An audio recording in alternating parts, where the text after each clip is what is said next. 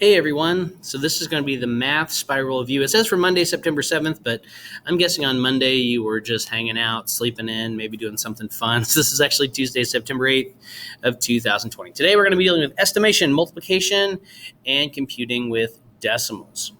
Let's give the first one a shot. All right, first thing we're going to do is just add. We're doing addition, so we have 796 thousandths plus 13. Go ahead and try that one on your own. We'll check it here in just a second. All right, so when we are adding up decimals, we don't need to do anything. I like to put my bigger number on top. And I'm going to match up my decimal point and make sure I have zeros holding the place for anything that I've got a decimal in my other number. So I'm going to put a 0 there to hold my place, 900 or 796 thousandths. Now I can subtract straight out. We're adding. I'm not going to subtract. I'm going to add these guys up. So 6 plus nothing is 6. 9 plus nothing is 9. 7 plus nothing is 7. It's kind of boring. My decimal point goes straight down. My 13 also stays the same because I have no ones or tens. So I have 13 and 796 thousandths. That one should have been super easy for you. If it wasn't, just remember to keep your decimal points lined up. Then move on with your day. All right, let's move on to number 2. I have 82 minus 67 and 18 hundredths. Go ahead and give this one a shot. We'll check it here in just a second. All right. So again, I like to put my big number on top. Well, you have to put your big number on top when you're subtracting. I like to add my zeros in to hold place where I have a decimal point in my other number. All right, so I have 82 minus 67 and 18 hundredths. These numbers over here, I can't subtract my 8 or my 1 from any of these, so I'm going to have to borrow over here. My 20 is going to become a 19 there, and I'll put a 10 there. All right, my 1 came over, so I've got a 10 now in my 1 spot. 10 minus 8 is 2. 9 minus 1 is 8.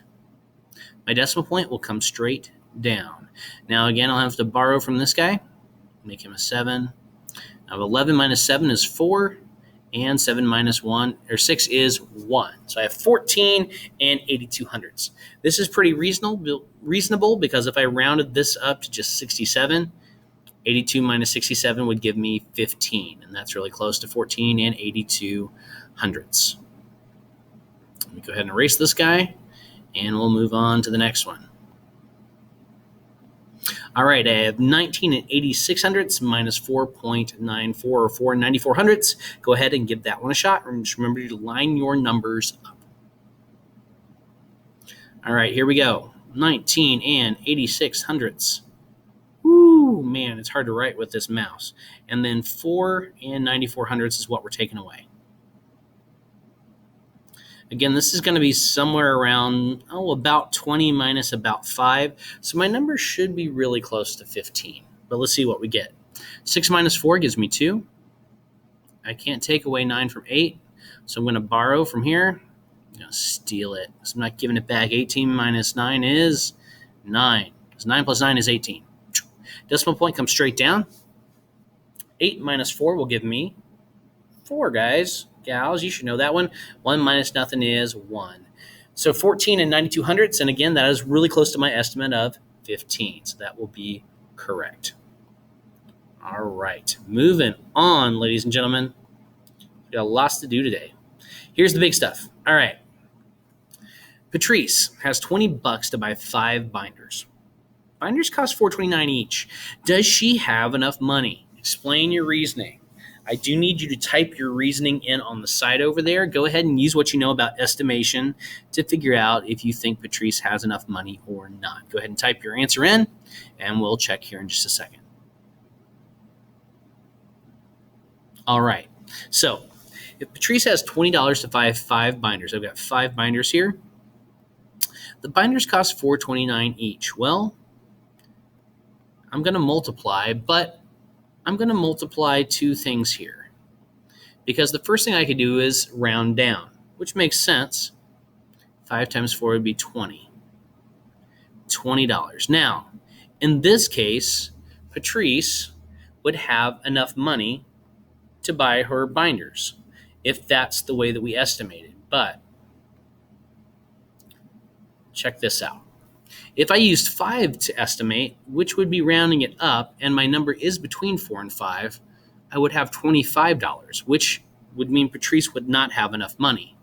Because we know that there's at least a little more than $4 for each binder, that means our $20 would not be enough because our answer is going to fall somewhere between 20 and 25. And if all she has is 20, she's going to be missing that little bit extra in order to buy the rest of the binders.